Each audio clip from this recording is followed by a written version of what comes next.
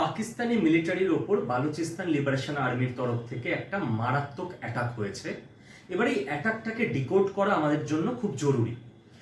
কোয়েটা শহর, যে শহরটা পাকিস্তান মিলিটারির জন্য অত্যন্ত ইম্পর্টেন্ট, খেয়াল করে দেখবেন এই কোয়েটা শহরেই বালুচিস্তান লিবারেশন আর্মি কিছু মাস আগেও অ্যাটাক করেছিল।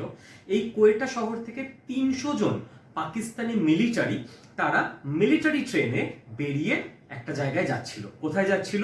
ঈদ উপলক্ষে সবাই নিজের গ্রামের বাড়িতে মিলিটারি জওয়ানরা ফিরছিল।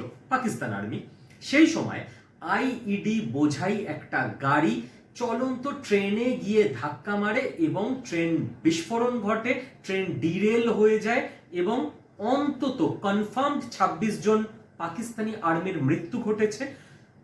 এখনো পর্যন্ত আহত অন্তত পক্ষে 70 জন এবং এর সংখ্যাটা আস্তে আস্তে বাড়তেও পারে। এবার বিএলএ বা বালুচিস্তান লিবারেশন আর্মি অফিসিয়ালি জানিয়ে দিয়েছে যে তারা এই অ্যাটাক করেছে।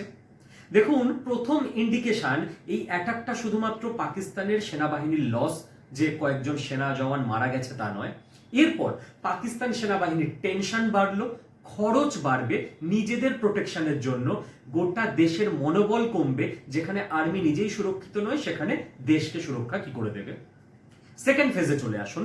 হাক্কাল, যেটা বিএলএ বালুচিস্তান লিবারেশন আর্মির একটা মুখপত্র বলা যায়, সেখানে 11 মিনিটের একটা ভিডিও প্রকাশ করে বিএলএ জানিয়েছে যে এখন থেকে মহিলারা কেবলমাত্র সুইসাইড ব্রিগেডে কাজ করবে না, যেভাবে এর আগে আমরা দেখেছি যে সুইসাইড অ্যাটাক মহিলারা করতেন বালুচ লিবারেশন যোদ্ধা যারা, তারা এবার থেকে বালুচ মহিলারা একেবারে শাহনাজ বালুচ, যিনি সামনে থেকে নেতৃত্ব দিচ্ছেন বালুচিস্তান লিবারেশন আর্মির সঙ্গে, পুরোপুরি একই ইউনিটে কাজ করবে, কমব্যাট ইউনিটের অংশ হয়ে উঠবে মহিলারা।